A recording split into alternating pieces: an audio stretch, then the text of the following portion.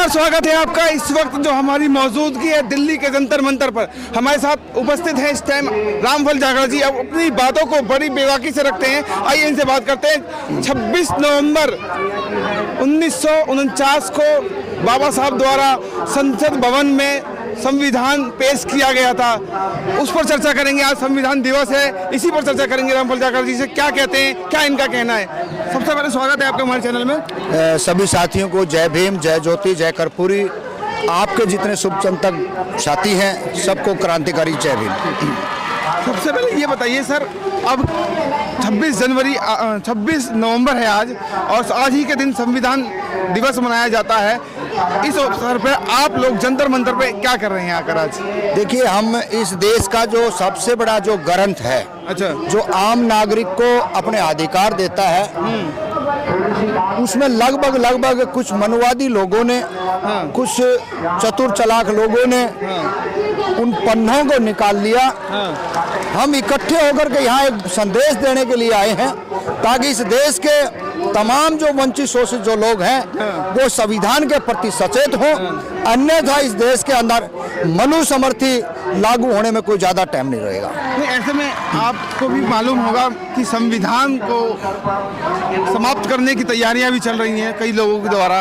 उस पर कई लोगों की नजर है कि संविधान को हटाया जाए और मनुस्मृति को लागू किया जाए। उस पर क्या कहेंगे आप? देखिए, संविधान को बचाने की जो बात है वो हम लोग लगे हुए हैं और संविधान को बचाएंगे। किसी की आस्थाओं को ठेस पहुंचाना जहाँ तक ठीक है। अरे भाई, हम कहाँ हैं, हमारी कहाँ हैसियत है जो हम किसी की भावनाओं को ठेस पहुंचा दें।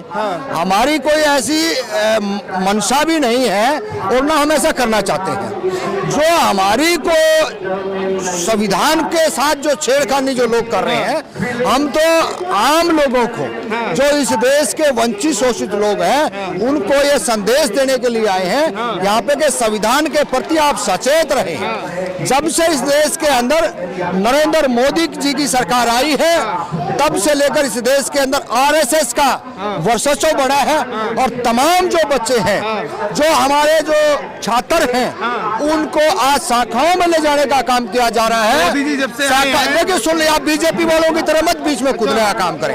या आरएसएस के लोग इसी तरीके से करते हैं और खास करके हिंदूवादी लोग करते हैं। जो हमारी बात है, कम से कम बात तो सुन ले। वो शाखाओं में ले जाने का जो काम करते हैं, उन शाखाओं के अंदर जाकर के एक चीज होती है, बच्चे का माइंड वॉश होता है, ताकि वो अपनी शिक्षा के बारे में ना सोचे, वो अपने आने वाले भविष्य के बारे में ना सोचे।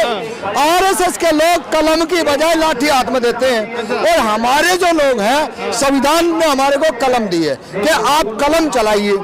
तो हम तो ये बात आज कहने के लिए आए हैं, इन शाखाओं में जाना छोड़िए।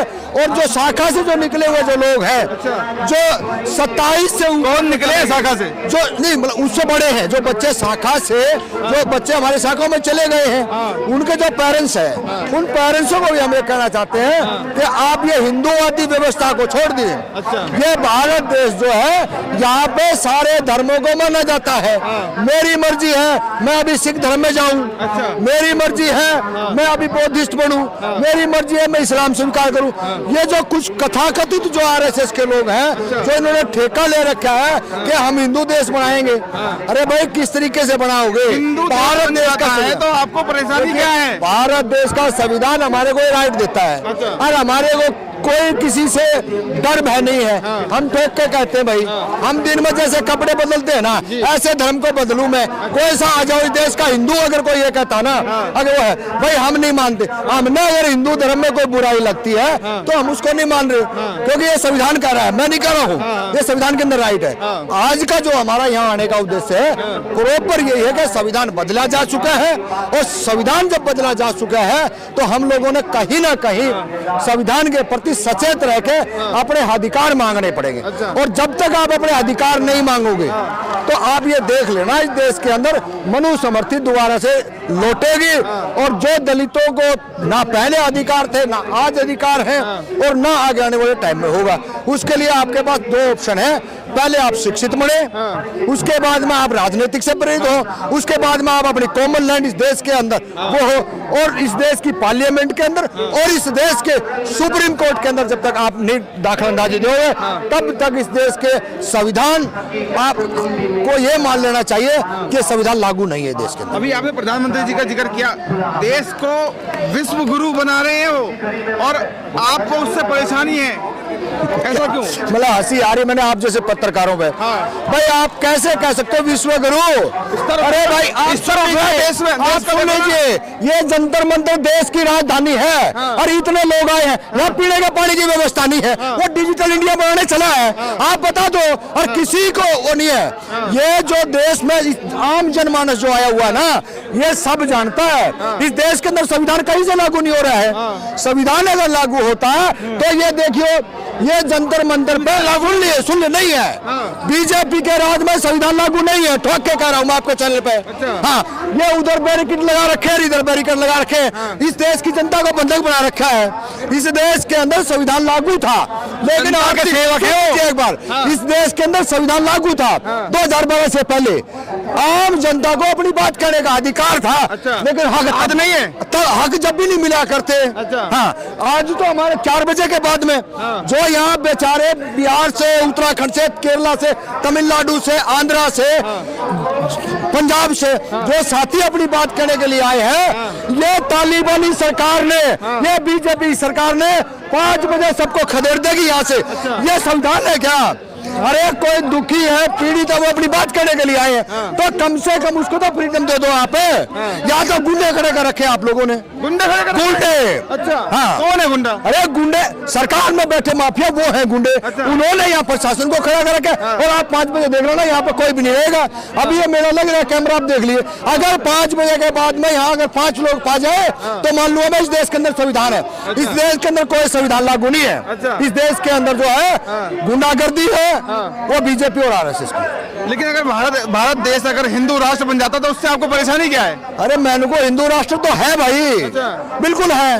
कहाँ आप जाके देख लीजिए, हर जगह जो है कहीं संविधान पढ़ाया जा रहा है क्या? कहीं संविधान के बारे में बोला जा रहा है? इस देश के अंदर नरेंद्र मोदी ने, इस देश के अंदर नरेंद्र मोदी ने फ्री में झंडे बांटे, फ्री में बांटे ना।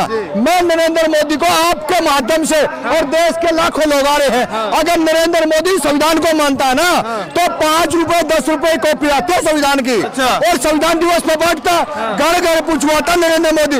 तब हम कहते हैं कि बीजेपी के लोग हैं इस देश के अंदर न्यायप्रिय। अरे भाई संविधान बांटना चाहिए आपने, और आपने राष्ट्रीय झंडा दे दिया, वो भी पैसे ले लिए। तो लुटेरे बीजेपी के, आरएसएस के लोग, ये कथाकथित भगवाधारी है, ये देश को पीछे ले जा रहे हैं, आगे बढ़ने का कोई काम नहीं। शिक्षा पे ताले लगवा दिए, शिक्षा का बजट घटवा दिया, रेल बंद कर दी, बैंक बंद कर दिए, मजदूरों की हालात क्या है? तो आप कहां से कर रहे हो देश के अंदर संविधान को मजबूत बना रहे हो? भाई आप बीजेपी के आरएसएस के लोग हो ना, आप हिंदू हो, कथाकथित हिंदू हो आप, जब ये बातें कह रहे हो। हाँ, नहीं तो बता दो, एक चीज बता दो ना आप, युवा रोड पे है, वन रैंक वन पेंशन के रोड पे है, महिलाएं रोड पे है, छात्र रोड पे। अरे कोई आदमी ये बता दो जो कहीं अपनी ईमानदारी से अपने आराम से चैन सुख से घर में रह रहा हो। आप कह रहे हो जी देश के अंदर सबका साथ सबका विकास कर रहे हैं, ये आप लोगों की हो सकती है, इस देश के अंदर मोदी जी से कोई खुश नहीं। ये खुशी में है, पूछ के देख लो भाई, आप खुशी में आए हो क्या?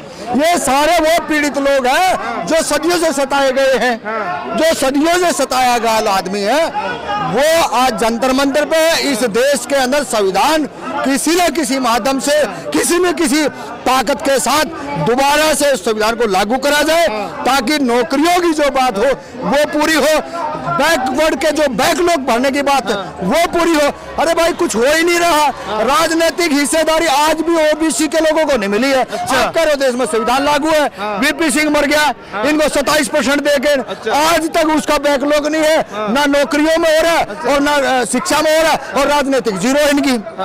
तो ये सारी चीजें हैं, आप लोगों के माध्यम से हो सकता है कहीं इस देश में संविधान हो, हम नहीं मान रहे, और आप कह रहे हो कि भाई इस देश के अंदर संविधान लागू है, तो भैया हमने बता दो। हमने बता दो, हम मान लेंगे आपकी सरकार। वो चीज बता दो, गरीबों के लिए काम कर रहे हैं मोदी जी। आप कैसी बातें कर रहे हैं? गरीबों के चर्चा हो रही है उनकी। देश भर के मजदूर अभी कोरोना काल में पैदल गए थे। हाँ, और आज तक वो बेचारे वापस नहीं लूटे हैं। तो ये चीजें तो समझ नहीं करी है कि इस देश के मजदूरों के हालात क्या है। रातों रात नोटबंदी कर दिया, रातों रात जीएसटी लिया, रातों रात इस देश का प्रधानमंत्री कम से कम अपनी बुद्धि से, अपने विवेक से तो काम ले लेता। प्रधानमंत्री जी, आज देश के मजदूरों की हालात क्या है? तो 8-8 हजार रुपए में, 7-7 हजार रुपए में देश की फैक्ट्रियों में मजदूर काम कर रहे हैं। जो ग्रेड होना चाहिए 10 से 12 हजार रुपए दाना बढ़ाया है उन्होंने, बढ़ाया है। ये आय के साथ साथ दाना भी बढ़ाया से हो सकता है। इस देश के अंदर भूखमरी है, पाकिस्तान से ज्यादा भूखमरी भारत देश में है। और मैं नहीं कह रहा, इस देश के बड़े बड़े न्यूज चैनल कह रहे हैं। आप कह रहे हो भारत के अंदर जो ना कोई भी मुद्दा लाती है सरकार, लेकिन आप लोग आ जाते हैं विरोध करने के लिए। देखिए, हम फैक्ट फाइंडिंग की हुई बातें करते हैं। इस देश के अंदर आरएसएस की प्रयोगशाला से निकले हुए लोग हम नहीं हैं, ताकि हम उनके लच्छेदार बातों में जनता को गुमराह कर दें। शिक्षा की जो बात है ओरिजिनल है। आज इस देश के अंदर शिक्षा का बेड़ा गर्क कर गया।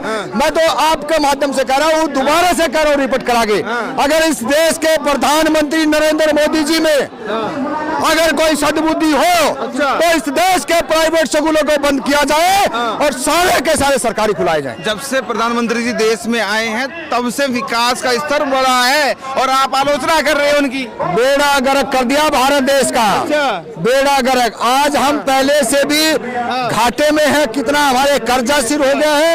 ये तमाम जो चीजें हैं, संसाधन बेचे ला रहे हैं, ये सारी चीजें बेची जा रही है। आप एक चीज तो बता दो, आप चलो हमारे पास ज्ञान नहीं है, हम अशिक्षित है, आप मोदी जी की 2 चीजें बता दीजिए मेरे को, हम मान लेंगे वो अच्छा काम किया, सेनाओं को मजबूत किया। अरे वाह वाह, क्या बात है, दिमाग से निकली हुई तो आपने बता दिया।